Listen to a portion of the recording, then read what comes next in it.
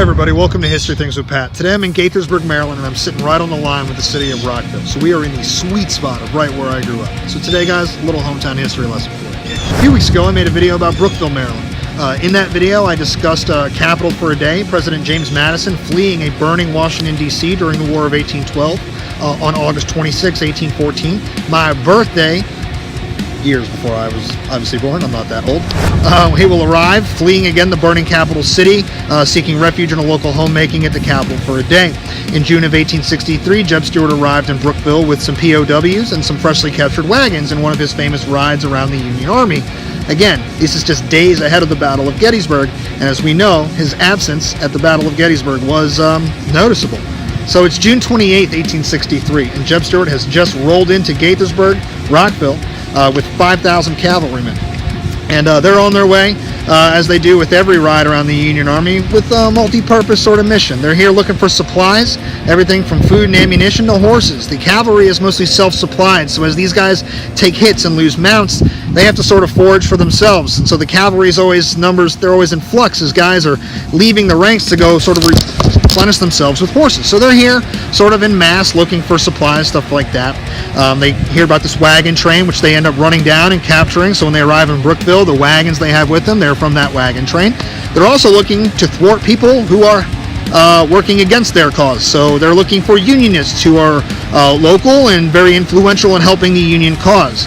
So it lands us on a guy named John T. DeSelem, and he's on a short list of guys that need to be arrested by Jeb Stuart's cavalry as they ride through Brookeville and Gaithersburg. The reason for this is John T. DeSelem is an enrollment officer in the Union Army, but he's also a slave owner, which is this whole other lesson about Maryland being a conflicted state. But it'll just show you that this guy who's living in this area of Gaithersburg is a slaveholder, very pro-union, so much so that he's actually working as an enrollment officer. And Jeb Stuart doesn't like this, so him and a bunch of other guys are on a list of people to be arrested. On his way to Sunday service, DeSelem is going to be sort of tipped off by a shopkeeper that Jeb Stuart's guys are coming for him and a bunch of others. While sitting there in the congregation, he's going to sort of put two and two together between the ominous looks and the weird gestures he's getting, and he's going to get out of town. Jeb Stuart does not capture him, but he does arrest other Unionists who are among the POWs that he arrives with.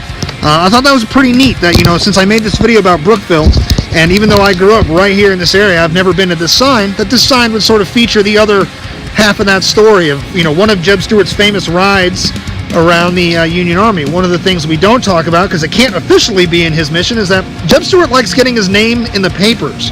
So one of the things he's doing by causing all this hubbub in these little hamlets and cities and towns and villages all the way around, he's just creating a lot of popularity for himself. The northern papers are writing about Jeb Stuart's sort of, ride around the army yet again. He came here, he stole these horses, blah, blah, blah. Summit Hall Plantation lost a few of its horses to Jeb Stuart's riders as they sort of requisitioned them along the way.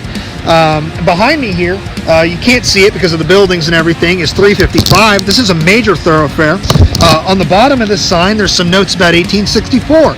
Jubal A. Early, on the third and final Confederate invasion of the North, is going to use 355, and he's going to come straight down from Frederick, passing right through the area where I'm standing. I believe himself camping within the vicinity of this on his way to Washington, D.C. During the battles of Monocacy Junction and Fort Stevens. And that's really cool.